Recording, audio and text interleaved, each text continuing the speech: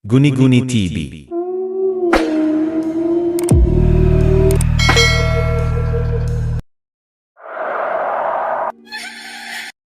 Magandang araw po sa inyong lahat.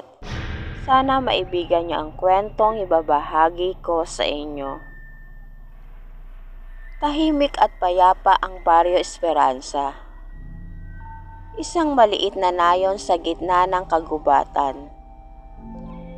Ang mga tao rito ay mababait, palakaibigan, at laging may ngiti sa labi.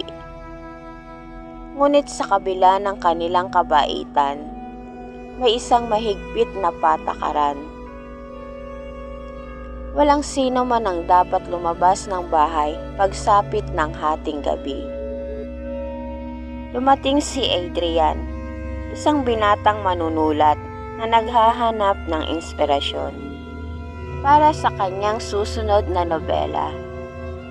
Narinig niya ang tungkol sa baryong ito mula sa isang matandang manlalakbay. At naisip niyang perpektong lugar ito upang magpahinga at magsulat.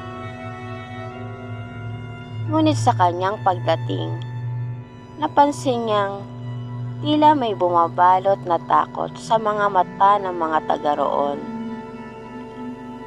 "Huwag kang lalabas ng bahay sa hating gabi, iho," babala ni Aling Perla, ang may-ari ng inuupahan niyang bahay. "Bakit po?" tanong ni Adrian, nakangiti. Lumingon si Aling Perla sa paligid bago bumulong. Dahil doon sa kagubatan, may nagmamasid. Sa unang gabi ni Adrian sa baryo, nagdesisyon siyang sundin ang babala. Ngunit habang siya'y nasa kalagitnaan ng pagsusulat, isang kakaibang tunog ang umalingaw-ngaw mula sa kagubatan.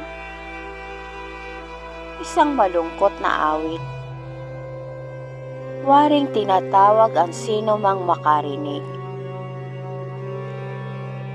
Lumabas siya ng bahay at tinungo ang may kalayuang gilid ng baryo. Mula roon, tanaw niya ang madilim na kagubatan. Sa ilalim ng liwanag ng buwan, nakita niyang may isang figurang nakatayo sa pagitan ng mga puno. Isang babae na may mahabang buhok at nakaputing damit. Napalunok siya. Sa kabila ng takot, napaatras siya papasok sa bahay at isinara ang pinto.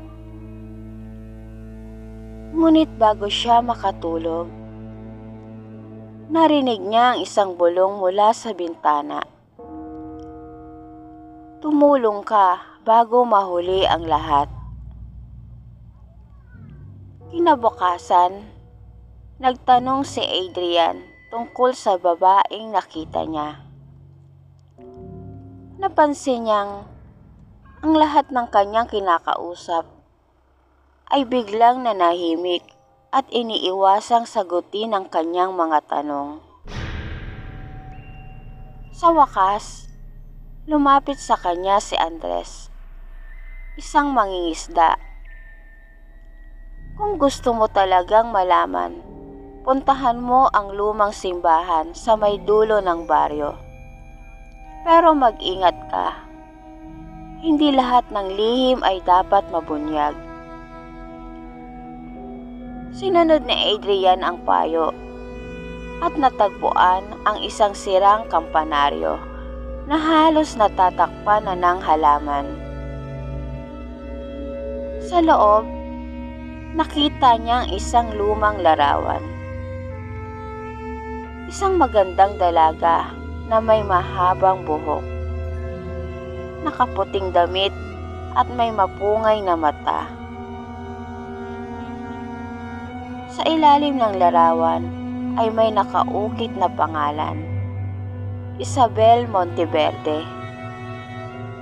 Habang tinititigan niya ang larawan, Biglang lumamig ang paligid at isang malamig na hininga ang naramdaman niya sa kanyang batok. "Nahanap mo na ako," bulong ng isang tinig. Dali-daling bumalik si Adrian kay Andres upang itanong kung sino si Isabel Monteverde. Napabuntong hininga si Andres bago nagsalita. Si Isabel ang pinakamagandang dalaga sa baryo noon. Pero siya rin ang naging dahilan ng isang trahedya.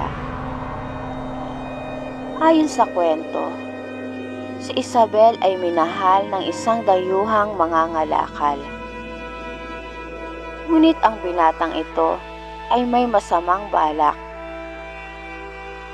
Gusto niyang kunin ang lahat ng kayamanan ng pamilya Monteverde. Nang malaman ni Isabel ang totoo, sinubukan niyang tumakas. Ngunit siya'y hinabol at pinagmalupitan at inabandona sa kagubatan. Mula noon, tuwing kabilugan ng buwan, may naririnig na awit sa kagubatan. Isang sigaw ng isang kaluluwang hindi matahimik. Alam ni Adrian na hindi siya patatahimikin ni Isabel hanggat hindi niya natutulungan ang kanyang kaluluwa. Bumalik siya sa kagubatan pagsapit ng hating gabi. Dala ang larawan ni Isabel. Sa kanyang pagdating, lumitaw muli ang figura ng dalaga. Nakatayo sa ilalim ng isang matandang puno. "Isabel," tawag niya. "Natagpuan na kita. Ano ang kailangan mong gawin upang makalaya?" Dahan-dahang lumapit si Isabel. Ang kanyang mukha ay puno ng lungkot. "Dapat mong hukayin ang aking katawan at bigyan ako ng tamang libing." Sa tulong ni Andres at ilang matatandang taga-baryo, hinukay nila ang isang liblib na bahagi ng kagubatan. At doon, natagpuan ang mga buto ni Isabel. Ngunit sa paghuhukay, may isang bagay silang natuklasan. Hindi lang iisang bangkay ang naroon. Nakita nila ang labi ng isang lalaki. Isang lalaking may suot na kwintas na may nakaukit na pangalang Adrian. Napaatras si Adrian, nangatog. Paanong? Ngunit bago pa siya makakilos, naramdaman niya ang malamig na kamay ni Isabel sa kanyang balikat. "Salamat, Adrian," bulong ng tinig ng dalaga. "Sa wakas, makakasama na kitang muli." Isang matinding hangin ang humampas sa kanila. At bago pa nakasigaw si Adrian, pumalot ang kadiliman. Kinabukasan, wala na si Adrian.